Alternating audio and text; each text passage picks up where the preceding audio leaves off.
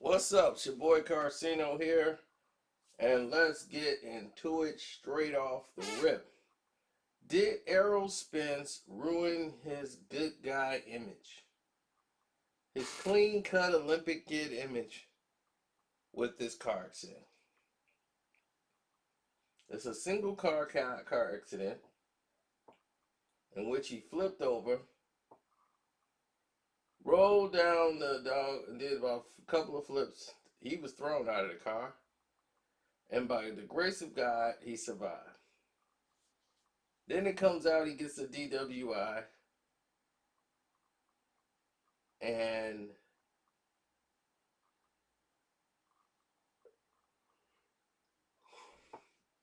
all expectations are good for him health wise. But it comes out that he had liquor in his system. We don't know how much alcohol was in his system. But what we do know,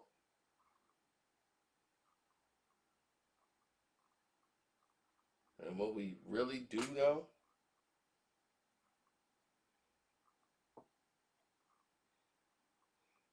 is that this is a problem.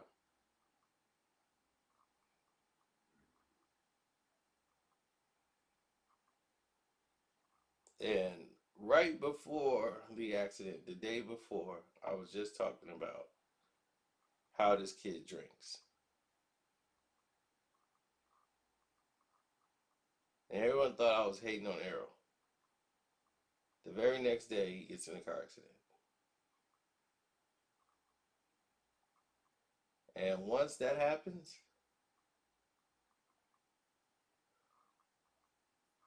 that was a wrap. From the moment that accident happened, it was a wrap. Then that report comes out. He was driving at excessive speeds. He hit a speed bump, which flipped the car and threw him from the vehicle.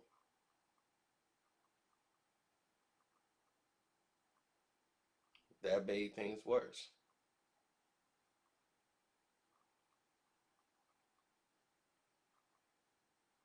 So,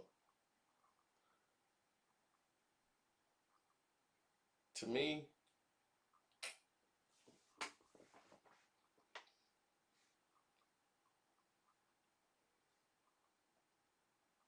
I see things a little differently. I see Errol Spence being a kid that's troubled. He's surrounded by a lot of family. It's a good thing and it's a bad thing. And I know a lot of you probably saying, well, what do you mean that's a good thing and bad thing? I don't get it.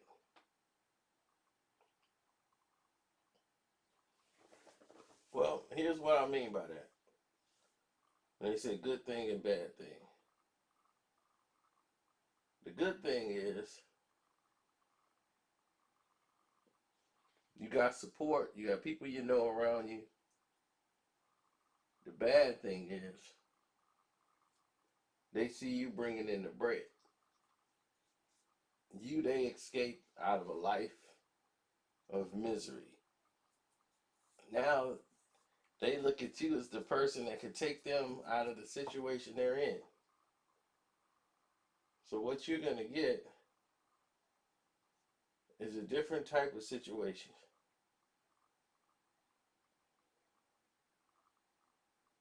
And a different type of situation is this. They're going to give you allowances for all of the things that you do wrong. For everything that you do wrong,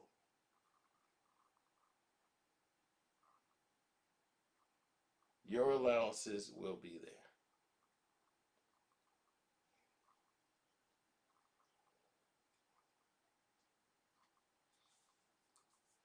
So they might have seen Errol drinking a lot. Ain't no problem. They drink.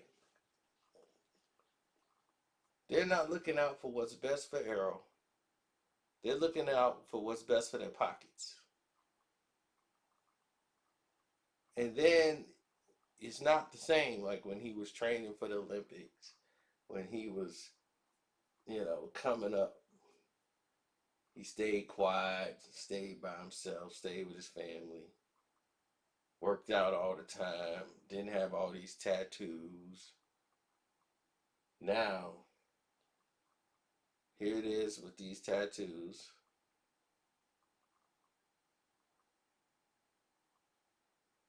And then, besides that,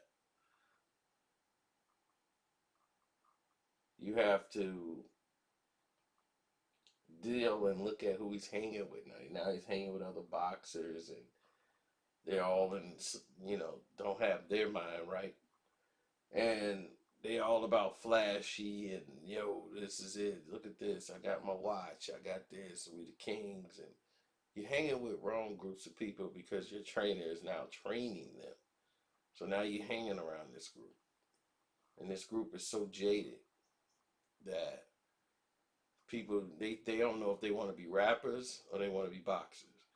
They want the rapper lifestyle and then be a boxer at the same time because they seen Floyd Mayweather, and that's all they took from Floyd was that,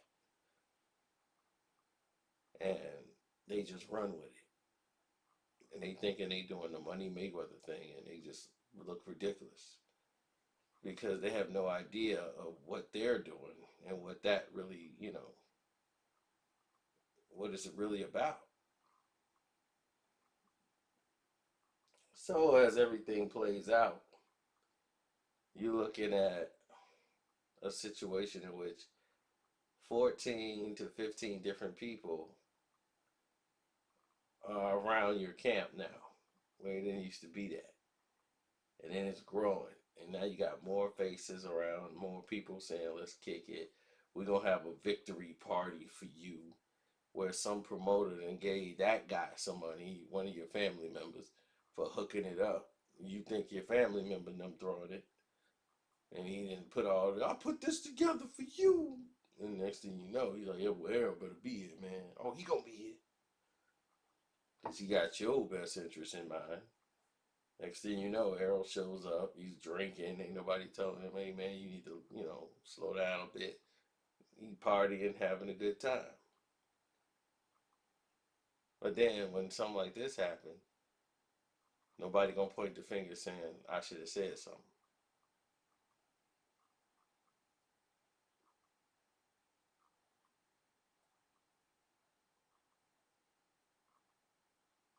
You know? And didn't think when you handed him that fifth of Remy Court Arm Blue that that was probably a bad idea for him.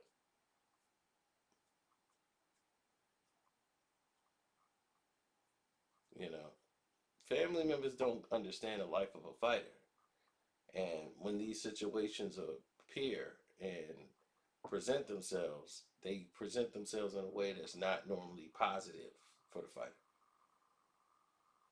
If I'm around a fighter, I don't want to eat around a fighter. My thing is, don't even have food really around a fighter, especially when he's training for a fight. I was around a fighter one time and he had lost, he had cut down like 30 pounds to fight at another weight class. He had worked himself down gradually, but he was going to compete. He went from like 200 pounds down to 168. Yeah, that's how dedicated he was to being great, cutting his weight down and keeping it down and staying strong. And then they got all this chicken and all this food, pasta. And I'm like, why y'all got him here? And y'all got it like this. You know what I'm saying? Like what's going on? Y'all got this man here and y'all did everything like this. It just didn't make any sense to me. It baffled me. It made me look at the situation a little differently when it came to evaluations of like people around him. And this guy was like, man, I'm so hungry, man. And I said, dude, eat a salad, man. It's got some water in it, but it ain't gonna get you that. It'll get you the proteins you need. Just get you a salad, but it's water weight, so you can cut that. But go and get you a salad, man. Because I knew he was dying over there watching people eat. And I'm looking at everybody else. I'm like, you guys are trainers, boxers, and even at the Mayweather gym, people just bringing food in the back training room. I'm like, dude, we can't be doing this. I'm like, I don't want to eat here. I want to go somewhere else and eat if I'm gonna eat. I don't want to eat around fighters. I know they gotta cut weight. I know they can't afford to eat. Some fighters can't. They ain't eating 3 days because they gotta cut weight. You know what I'm saying? So I know how the struggle is, and I don't want to add to the problem. See, that goes through my mind, and I'm not even their trainer, friend, or anything. That's just respect as to what they're doing. Now, if you're not a fighter or you're not around the fight game, you don't know the difference. You just do your normal routine. But this is why fighters normally be in isolation when they're training and not around so many family members because they want people around them that understand. Some people have a self discipline where they can keep themselves at fight weight. And that's something Floyd Mayweather always had. He never took a drug, never drunk anything, liquor. He lived a clean life for his body, which keeps him pristine and sharp.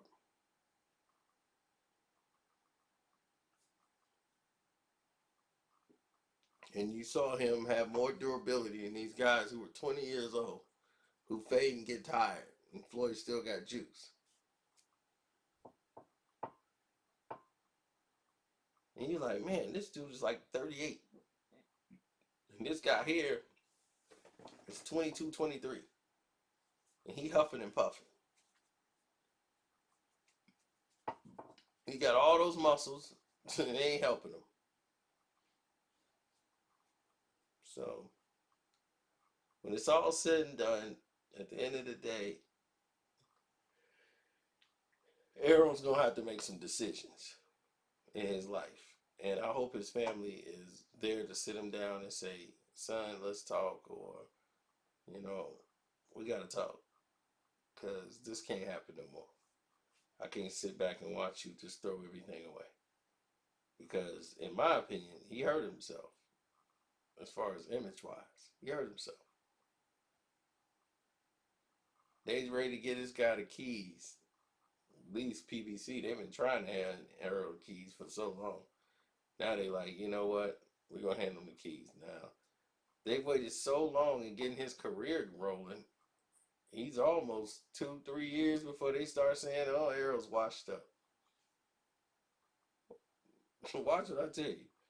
They waited so long and so late to try to boost his career to where they want it to be. To now, it's like you got to make your money off Errol now. This is the time because you got about a 2, 3 year window before people saying he's done. And if you Terrence Crawford, what is this fight really gonna do for you at this point? Because if you Terrence Crawford, you're like, man, okay, I fight Errol Spence now, I'll be the favorite. I beat Errol Spence. Well, everybody gonna be like, yeah, he ain't been the same since the car accident. So, I mean, the only thing you can get from it is money if it's gonna even register that much anymore.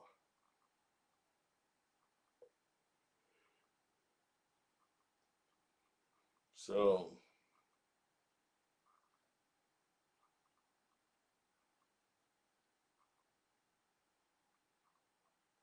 that's the stance. Now, I'm gonna get out of here. I don't want to hold you guys longer than I need to. But hopefully, you guys have a great day and you guys donate to the Cash App or click the link in the description box, which is our super chat. You can click there and donate to the page. I appreciate all the love and support. I'm out.